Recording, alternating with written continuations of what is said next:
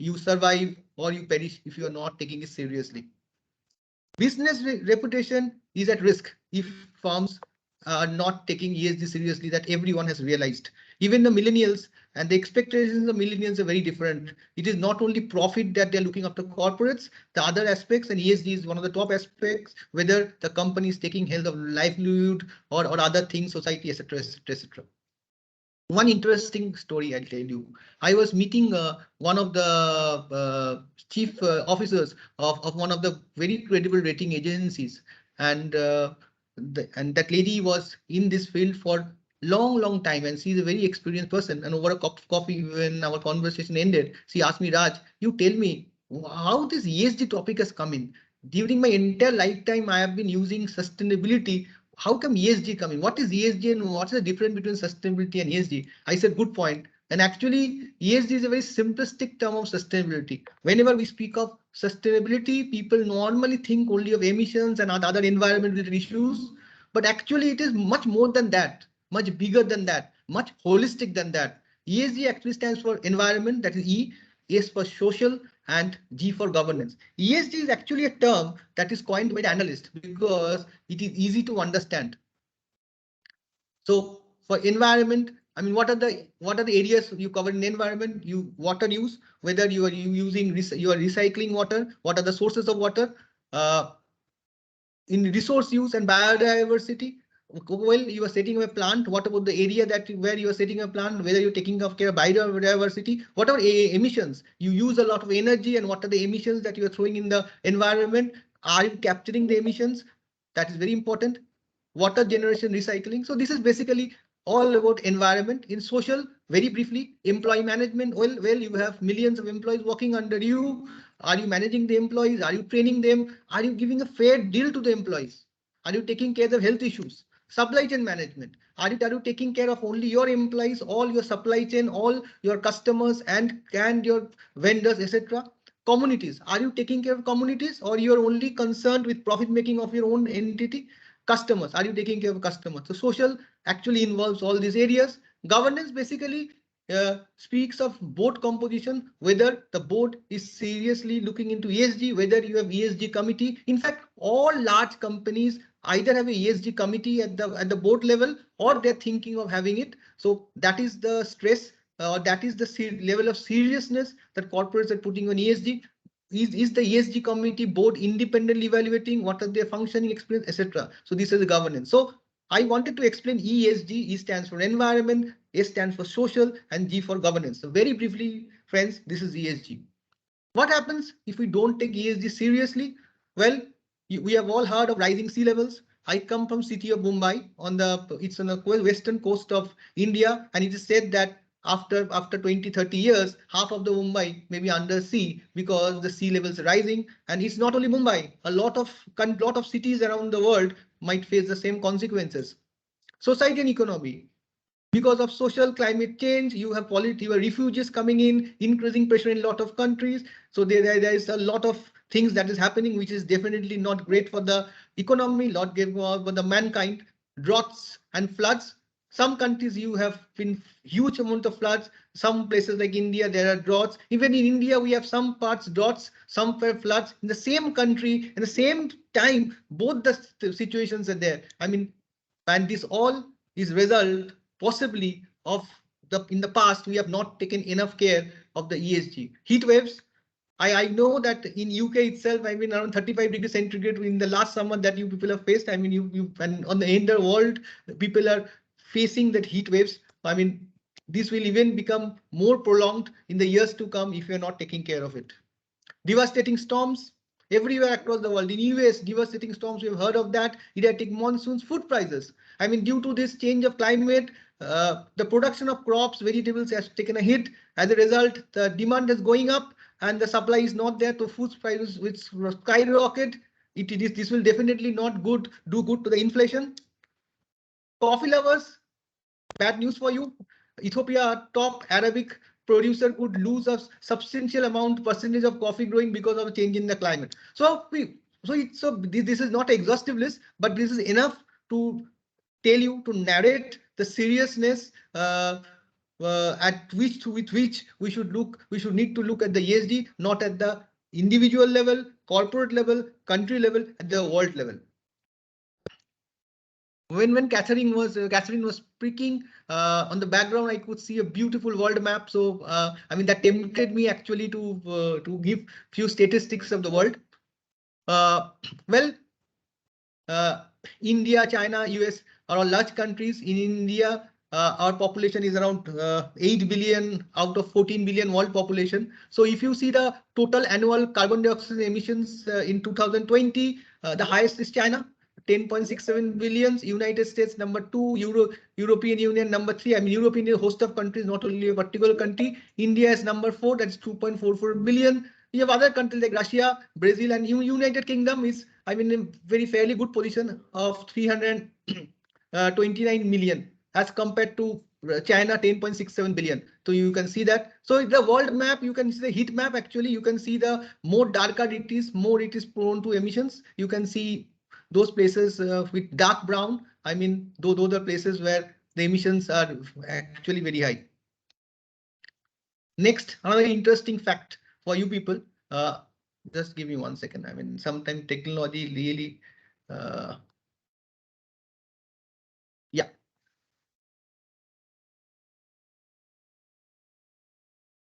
Yeah. So this is per capita. So now you will have a strange thing to see where India is only 1.77 ton per capita. It is minuscule where the world average is 4.47 tons. So India is much lesser than the world average. But who are the leaders in that? Australia 15.37 tons per capita. United States 14.24 tons per capita. South Africa 7.62 tons per capita. China for 7.41 tons per capita. Even United Kingdom is also very high, is higher than the world average level, that is 4.85 tons. So it means that certain countries like Australia, US, and other countries, I mean, their population may be small, so total emission may be small, but per capita emission is very high. But countries like India, Brazil, etc., where the per capita emission is very low. I would like to refer to that map, the charts on the bottom, the historic emission graph. If you see that the light that the graph of India is light brown, very light yellowish brown, it means that throughout the history, in the past also, the emission has been quite lower. In contrast to that, if you see the graph of United States and UK, you will see the graph is deep brown almost throughout. So it shows that since the past, since a number of years, their per capita emission has been quite high.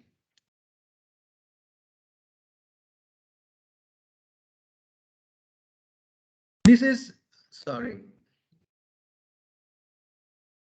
This is number of deaths and missing persons due to natural disasters.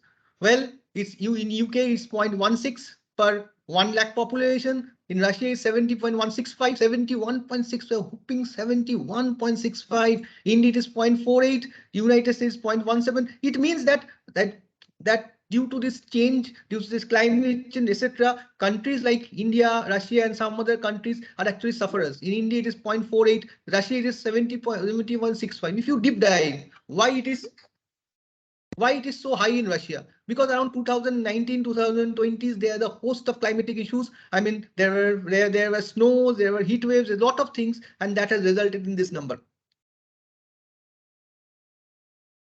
Yeah.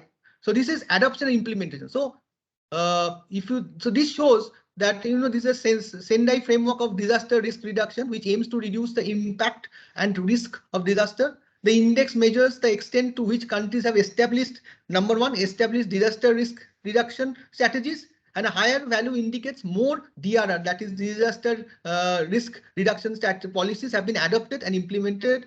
United Kingdom has been one, I mean, on the highest grade throughout. You can see a straight line from since 2005 to 2021. It's a straight line. It means UK has done its part, being a responsible citizen. India, if you see, started very late, 2015, but it has become number one now. So it shows the growth, the progress that India has done in this area. India has taken it really seriously. United States was around 0.9 in 2015, but unfortunately it has slid down to 0.75 in 2019. So I mean the level has come down. So this is one more graph I would like to show, which shows the responsibility and the seriousness with which the countries are taking adoption and implementation of policies to reduce disaster risk. And all this data you can find in the SDG dash tracker.org. It's a very credible website and you will get a lot of data there. Now, what the India is doing, I mean, very briefly, I know I have given 15 minutes time and I will definitely not like to exceed time. India is obviously a very important player in the world of sustainability. Not because we have huge population, so even our per capita emission is less, so our total emission is very high. But as a country, we are committed to do our part. India will possibly become the hydrogen hub. That is time to say, and that would be actually the lifeline fuel for the entire world in the years to come. India is committed to take its non-fossil energy capacity to 500 gigawatt, which will meet around 50% of its energy requirements from renewable energy by 2030. And the company that I work, Reliance Industries, one of the largest blue chip companies in the whole world, a Fortune 500 company, we are committed to have at least contribute at least 100 megawatt out of this 100 gigawatt out of this 500 gigawatts, so 20% of the India's capacity. India is into process improvement a lot. If some of you have been in touch with India, know about India, you can see a lot of improvement that going on. Unfortunately, the bad news is we are still coal-based. 70% of electricity is coal-based, and we know coal generates a lot of electricity, a lot of emissions, but we have a lot of coal reserves. Thermal plants of India, the efficiency of 34%, but government of India is doing its best to research on clean and coal technologies to manage the efficiency, improve efficiency. Policy elections, a lot of policy changes going on. All the policies are towards the green economy, right? Shift of electric vehicles, a lot of studies and a lot of efforts have been putting in shift to electric vehicles. In fact, if you come to India, you can see actually electric vehicles moving in the big cities, and the speed at which it's taking up, it's really amazing. There's a lot of policy government pushing. PLI scheme is actually incentives given to 13 or 14 sectors, and one of the focus area is actually this ESG. Afforestation. India is building actually huge land banks, huge forests, which will absorb 2.5 to 3 billion tons of carbon dioxide. It means its forest cover from its current 25%, the target is to increase to 33% and restoring to 26 million hectares of land by 2030. So India is doing its part, and India will be a very important player because of the population and all the initiatives and the leadership that India is taking. Again, this is those five-fold strategy. It is there. I will not like to repeat on that because it's more or less covered in the previous slide. And one more last important slide I want to take you. We spoke of India. We spoke of a country. We spoke of what is sustainability. We spoke of the world. Let us speak of ourselves, what we can do.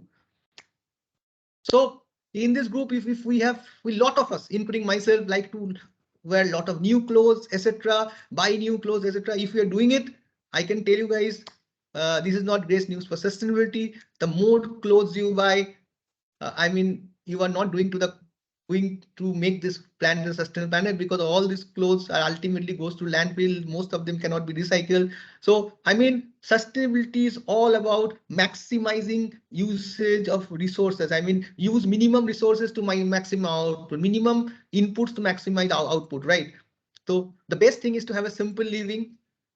Yeah. So if you wake up in your home and you start using your gadgets, electricity, AC, this is all actually increasing the emissions, etc. So try to do a simple living. If you believe that and like me, I mean we all do that. Whenever walking is bad, and whenever you want to go, you just start your scooter or start your car. Either you walk or take your bicycle. This will do a great deal of good to the economy. Waste water, stay in a society that recycles water, and use less electricity, save power. You try to use power of where source is sustainable. I mean, try to educate your family, your society. You try to use solar, etc., etc. It will help our behavior. Littering everywhere, inequality. If you have some help, domestic help, or if you're CEO, CXO, you have big opportunity to make an impact in this world. Bring in equality, bring in ethical and just labor laws, etc. And the most important thing which comes in the life of mindset, if you have one of the key things that we have been taught is, if you want to make this planet sustainable, the first thing you need to invest in your sustainable mindset. If you have a sustainable mindset, and then you can actually work towards a sustainable planet, and we can all do a great help to this world. So with this, I think I'm end of my 15 minutes with positive time. I will not exceed my time. I will not like to exceed. I respect time of everyone. So guys, I'd like to end telling a last sentence. It is we have got this planet. We have inherited this planet, and it is our responsibility to hand over this planet to our next generation, a planet that is worth living. Let's do it. Thank you, friends.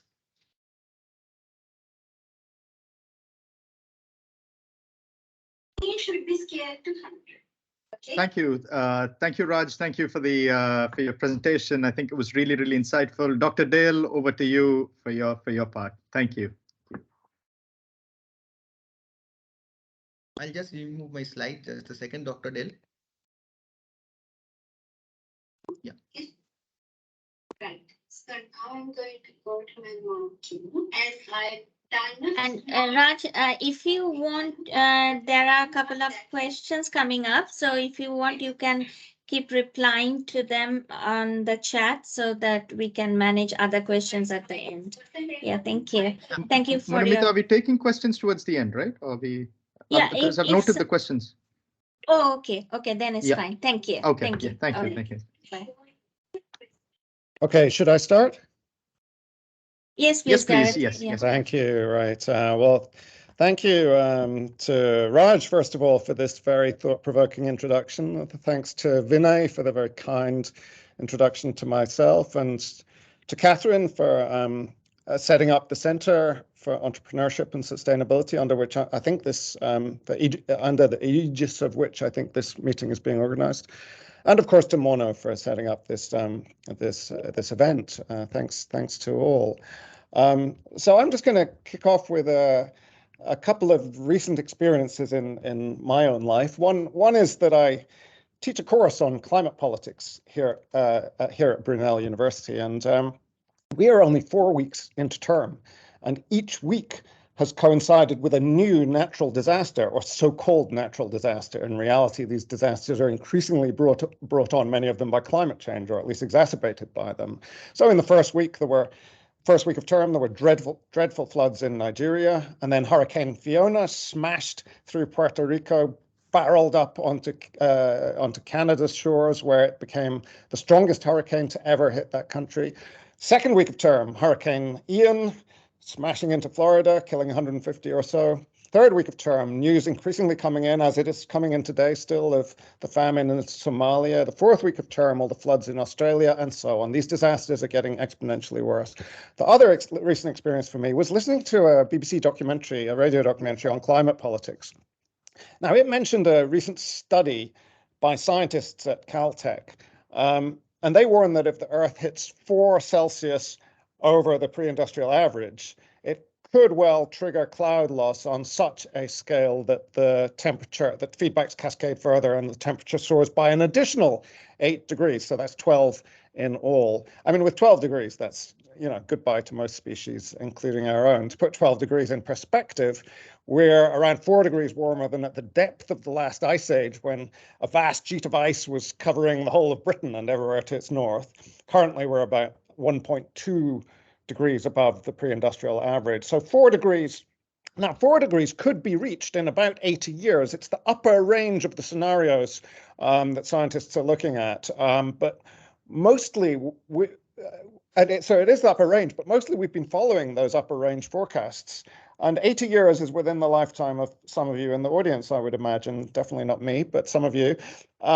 So I find it extraordinary that the Caltech report is not front page news all around the world. Instead, it's hidden away in journals and a brief mention in a geeky radio documentary that I was listening to. And now, even if the Caltech scenario, as of now, seems rather unlikely at the upper end, some very plausible scenarios are bad enough. And 3 degrees is looking 3 degrees by the end of this century is looking really quite likely and would be utterly horrific. It's already certain that we've said goodbye to the Holocene. It's worth recalling that the Holocene was a Goldilocks period of the Earth's climate history. It was benign, it was uniquely hospitable. It was the era in which human civilization was born in the standard understanding of civilization. And we're saying goodbye to all of that. It'll never be recovered. The climate over the next few thousand years at least is going to be turbulent and hot and with terrible problems with water, too little in some places, much too much in others, and relentlessly rising seas. Raj mentioned Mumbai is very much first in line, but even London will, even Uxbridge, where Brunel University is cited, will eventually be hit too. Now, what I find astonishing is that despite our knowledge of the terrors that await our species and all the other species of the world, or nearly all of them, if we keep on pumping carbon into the atmosphere, we continue to do it. There is a lot of talk. There are international conventions and there are all kinds of net zero promises made by companies, but none of them have an effect seriously on levels of carbon dioxide or methane in the atmosphere. There is no significant action. Now, if you think I'm sounding too absolute on this, I would invite you to look at this graph. It really sums up our plight. And a lot of statistics are lies or damn lies and so on. But this is a very very clear and irrefutable. This maps the atmospheric carbon dioxide as measured at Mauna Loa, and it plots it against the meetings of the COP. And what you see is that after the COP meetings began, after we learned just how terrifying the prospects are with catastrophic climate change and cascading feedbacks and tipping points and so on, after all of that, carbon dioxide emissions began to rise even more steeply, and they continue to soar today. And so clearly we are doing everything or almost everything wrong. And for the next while, it will likely get much, much worse.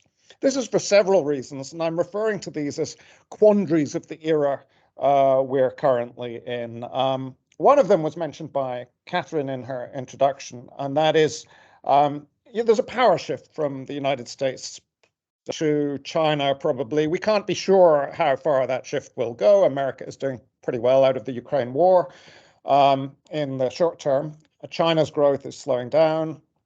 We'll see what happens. But if it seems likely the shift continues, we are then in the middle of some sort of hegemonic transition. I'm not sure what the transition will be to, but certainly away from US hegemony. And such periods in which there's no hegemon to set the rules, global cooperation is harder to achieve.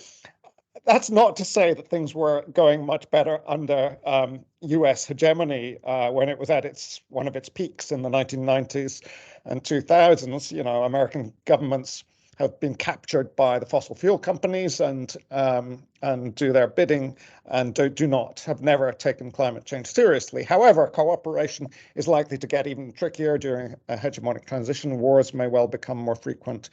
So that's one quandary. The second quandary has to do with economic growth. Higher growth rates bring, generally speaking, higher emissions of greenhouse gases. They're closely intertwined, as this scatter graph you can see on the screen shows you. But on the other hand, where we have conditions of low growth, many governments, many of them in cahoots with the fossil fuel companies and up to their gills in debt, they're going to be reluctant to take major steps towards a carbon-free economy. So we are in an era of low growth and rising debt, as you can see in this slide. This slide shows global per capita growth rates. I drew it together from World Bank data. And the chart on the right you see now is debt as a proportion of global GDP. Now, low growth doesn't mean, however, that environmental harms are being significantly allayed, because even though growth rates are low, total world GDP is rising. And with GDP comes a greater power to wreak ever greater environmental destruction. Now, the responses I generally hear when I make this sort of point are usually in two envelopes: efficiency and technology. Efficiency measures, of course, we all agree are very important, but they tend to fall into the quicksand of rebound effects. Just take a look at cars. The engine design of cars improves year by year, but this means fuel per mile gets cheaper. So car drivers drive further and more people buy and use cars. And the cars get heavier and heavier and heavier. You just need to walk around the streets of London over the last 10, 20 years to see that. Similar elsewhere in the world. So all the promised efficiency savings go up in smoke, literally. Technology is, of course, very important too. We all agree about that, I think. But the supposed breakthrough technologies are being crazily overhyped. In fact, they have recently become a kind of collective fantasy of the global political class. Last year, John Kerry, he's the US climate ambassador, he said this: half of America's emissions reductions will come from technologies we don't yet have. This is people telling fairy stories to themselves and to us. It's full-blown delusion. It's playing fast and loose with reality. And everywhere you look these days, you find a similar spirit. I was in Gatwick Airport not long ago, and I saw this this sign everywhere around Gatwick Airport. This kind of greenwash would be hilarious if it were not for the fact that it's driving the planet to destruction. And in most cases of greenwash, there's a rational kernel to the madness. And one example, which is close to my own interests, is hydrogen. It is being hugely hyped as the critical element for decarbonization. And don't get me wrong, it will have a serious role to play in some particular fields, but much of the talk about hydrogen is fantasy. At the World Hydrogen Congress just a few days ago, Michael Liebreich brought the audience down to earth when he reminded them that the hydrogen industry already exists on a huge scale. It's very big and it's very, very dirty. Hardly any hydrogen is blue, hardly any is green. It's virtually all gray. Much of it in India is produced by Reliance Industries, by the way, as Raj mentioned. And replacing the gray hydrogen with green hydrogen would take all the wind and solar energy the world produces today and half as much again. That's the sort of scale we're looking at just for that one little industry, hydrogen. Also, a lot of the promises we hear on green hydrogen, blue hydrogen are hardly worth the paper they're written on.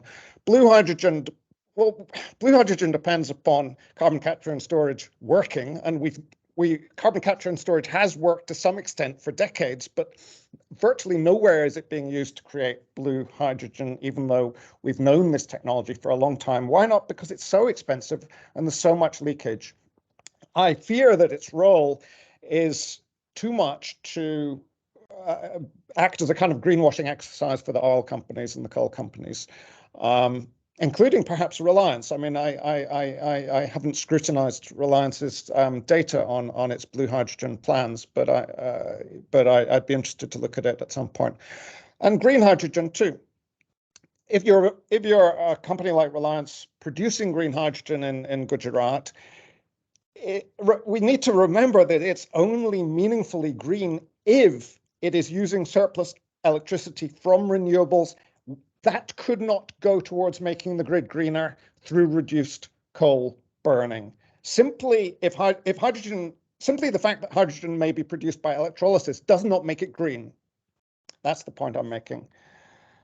Now, mentioning Reliance, I mean, I only heard about this talk a few days ago. So part of our jobs as academics is to critically scrutinize industries. And so I'm doing a little bit of that today. I haven't really looked into Reliance Industries projects very much, but Reliance, I know very well, its CEO is Mukesh Ambani, who is also happens to be the owner of India's most notorious house, which brings me to the final quandary I'd like to share with you.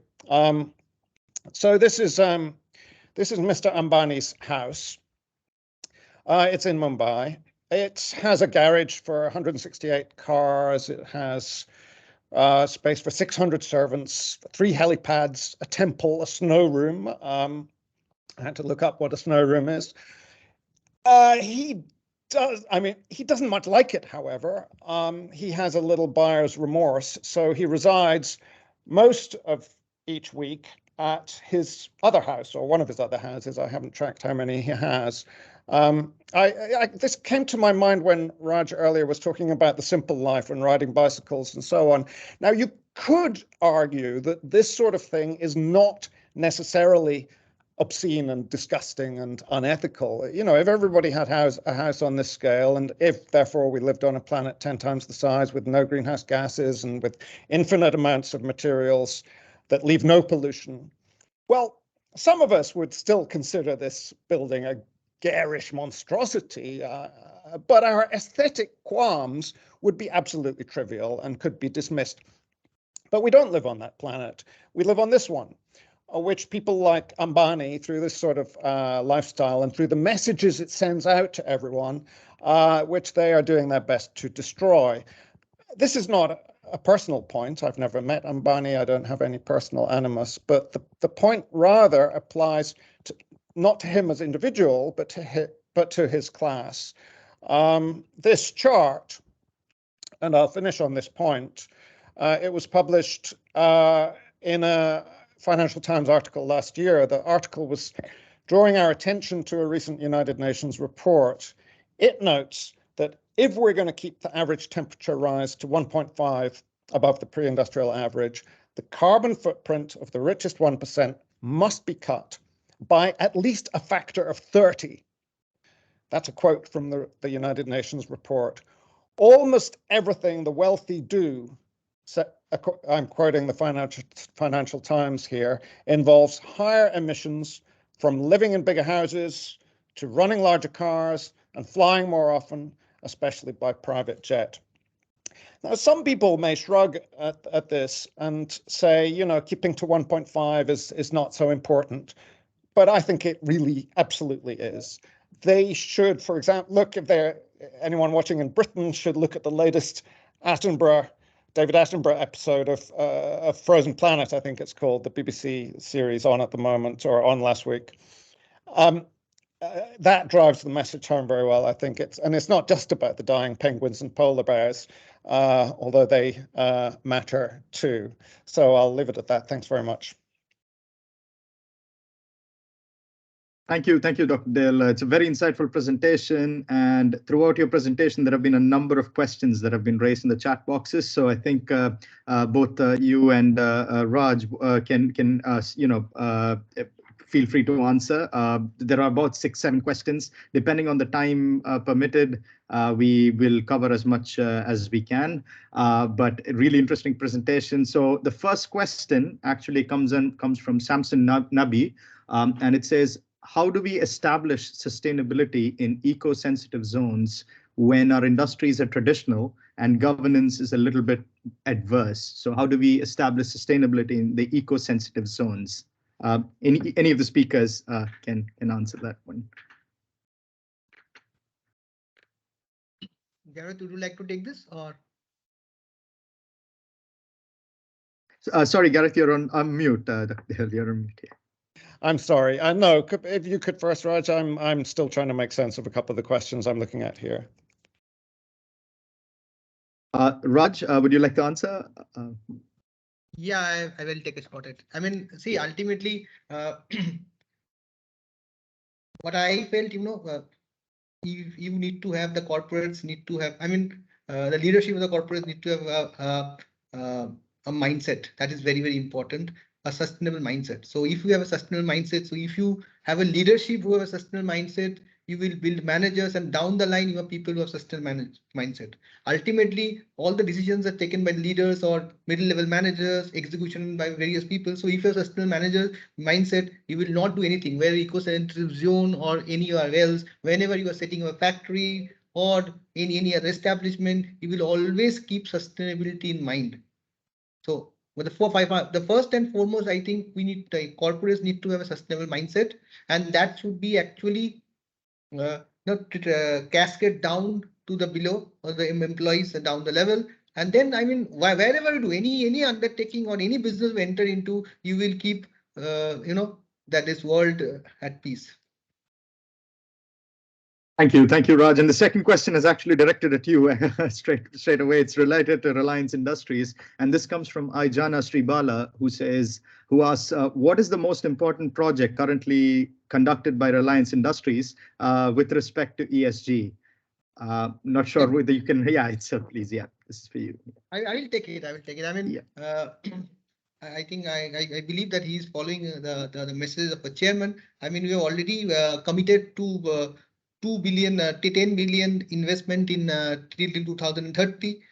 We have already committed to 100 gigawatt of power, sustainable, renewable and solar energy by 2030, which is almost 20% of India's target. In fact, we are targeting to have 5 gigafactories. One is a solar first factory is building solar photovoltaic cells. We understand the sensitivity of cost. I mean, we want to make the most efficient product at the least cost.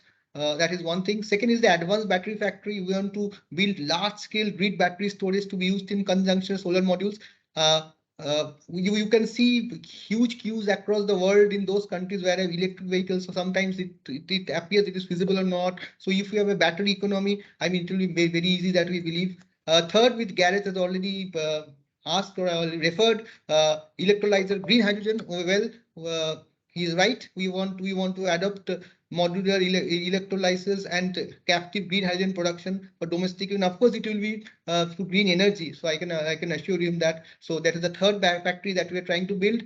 Fuel cells, we are into fuel cells that could gradually replace the ICE, and the power electronics are key components of linking the entire value chain of green energy to affordable and reliable power electronics. So basically, it is not enough to create energy. You have to have infrastructure. Power electronics is all about that. So our aim in Reliance Industries is to invest or focus on these 5 gigafactories, and that would result the world to be very different. That is what I believe. Thank you, Raj. Excellent. Yeah, very insightful answer there. And yeah, I'm pretty sure it's all over the Indian media as well about the message about the investment in renewables as well. Completely agree with that. Dr. Dev, maybe you could take the next one. I like this one because I'm not sure to what extent you can define it, but the question is from Tahsin Ben Alam, and the question is, what is green politics? So that's just it. It's a very simple, straightforward question. What is green politics? I'm not sure the answer can be straightforward, though. No, the answer is not straightforward. I mean, green politics is a contested terrain. There is no straightforward answer to that. We'll all have our different positions.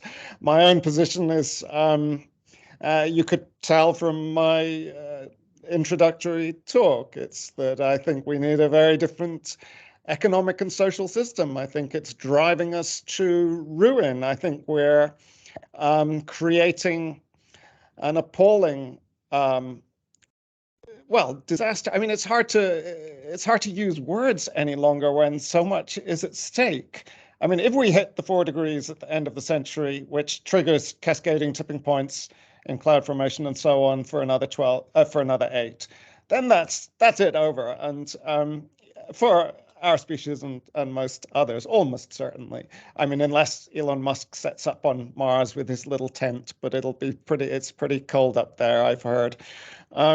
So it's, I find it, I suppose part of the purpose of the first 5 minutes of my talk was to suggest that if we're thinking about green politics, we have to be much more radical than we are being. The parameters, the framework within which sustainability is discussed is just nowhere near matching up to the scale of the problem that we face. And the great problem I think that we face is, as a species the world over, is maintaining a framework in which all human beings can flourish, can survive, can have food and shelter and basic goods and public transport and flourish as individuals and communities, and at the same time radically cutting down how much energy we consume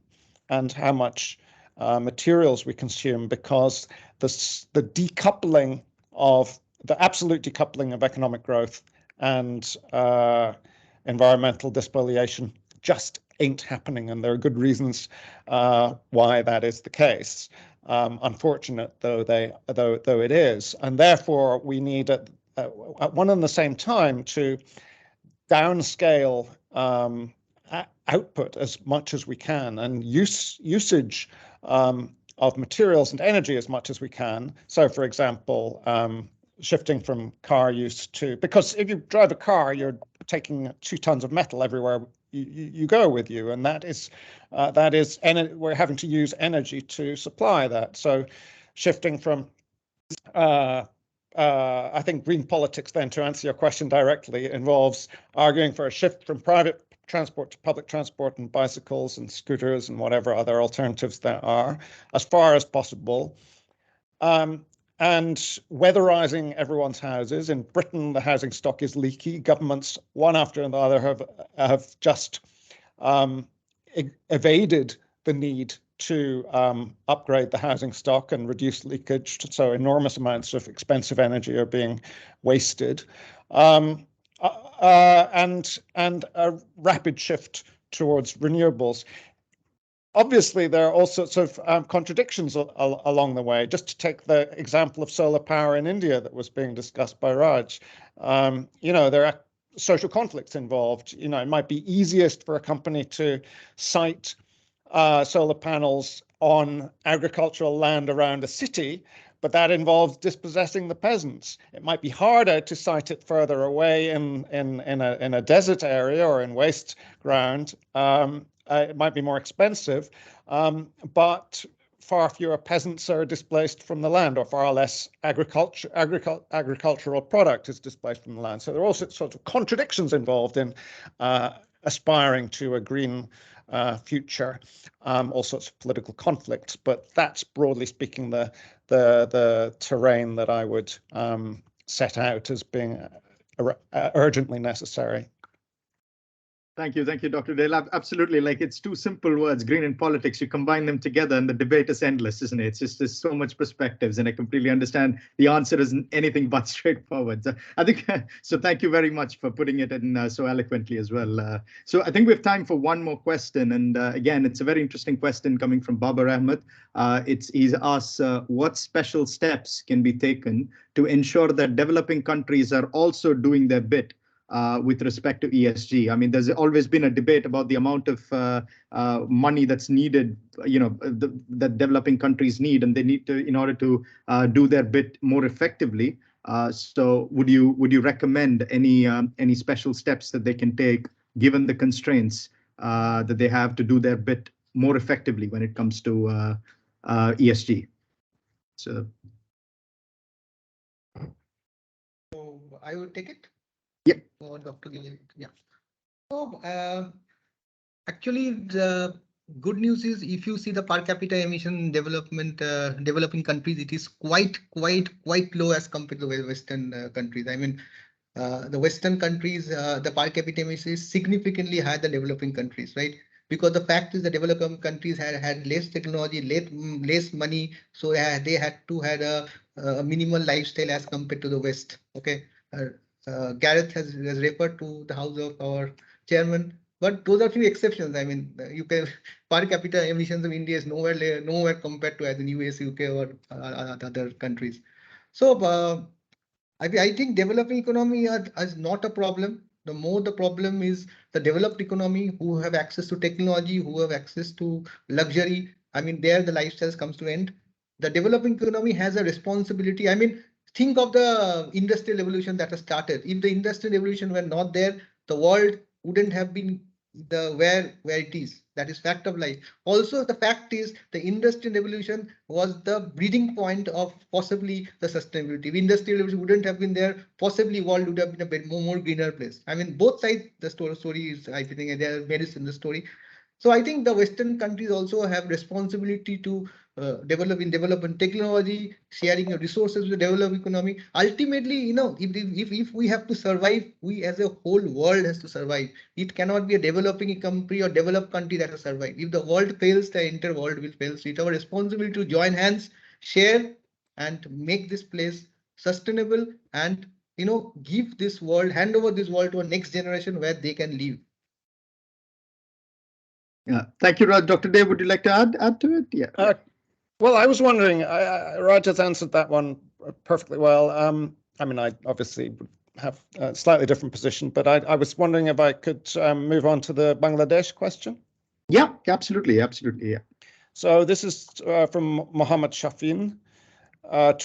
His question in the chat talks about the threat to Bangladesh being flooded. I mean, it's absolutely appalling to see how extremely vulnerable some countries are. Bangladesh, Pakistan, obviously recently as well, India too, of course. Certainly for sea level rises and storm surges, Bangladesh is the country under the greatest threat. And as you say, global heating will continue to get worse by 2050. The sea level's, going to rise and rise anyway. That's already baked in by what we've done already. And when I say we, I have to agree with something Raj said here, that while I was homing in on a certain class of the population, including in the global south, the top sort of 1% there, who I think are very much part of the problem, and that does not detract from the fact that the overwhelming bulk of greenhouse gas emissions historically are on the account of the rich countries, not India, but Britain and the United States and so on. And to some extent China, although a lot of China's greenhouse gas emissions are really imported emissions to America and Europe and Japan. So there's a climate justice question here, I think, has to be the starting point. And this will become more and more pressing, I think, as you suggest, Mohammed. And it's incumbent on those of us in the rich countries to campaign for the right of climate refugees to be acknowledged as refugees, because that is what they are, and to be admitted into countries such as ours in Britain. I mean, Britain is an obvious place for many people from Bangladesh to come if they wish to, because there are many people from that country here already among us, and so there may well be connections there. Of course, I would aspire to all countries being welcoming to migrants forced to flee their lands in Bangladesh, so that they have the choice of where to go. But certainly those of us in Britain should be campaigning as hard as we can for a generous, welcoming response. First of all, when natural disasters hit a country such as Bangladesh, for providing aid. That's the first thing that's required. But then beyond that, in the further distance, then for the acknowledgement that climate refugees are refugees under international law, and for their welcome. That's why I've been drinking out of this mug as I've been attending this meeting. Thank you, Dr. Dev, for that insightful response to the question. And I think we've come to the end of, that is time for the webinar to end. So I'd like to first of all thank both the speakers, Dr. Dale and Chartered Accountant Raj Mullick from Reliance Industries. Very insightful presentation and driving the goal of driving the theme of sustainability. So I'd like to thank both of you, and I'm going to pass it on to Monamita for closing remarks. Thank you so much. Thank you. Thank you, everyone. So thank you for attending the webinar and for such a lovely discussion. And thank you to Catherine and Vinay for being here with me. And I would also like to thank Abhilasha, who is playing a big role at the background. So, and if you are interested in getting any participation certificate, please send it to the email that I shared with you. And thank you for your engaging discussion, and a big thank you to Raj and Garrett for their valuable time. I know that we all are so busy in our field, and that is quite late in India now, and I can see many people from different parts of the world. joining late night from China and Bangladesh, India. So thank you very much, and we will hope to see you soon in our next webinar, which would be more towards digitalization and sustainability issues. So thank you all of you for attending our webinar. Thank you. Bye. Take care. Thank you. Thank you. Thanks. Bye. Thank you all. Thank you. Bye. Thank you all. Bye-bye. Thank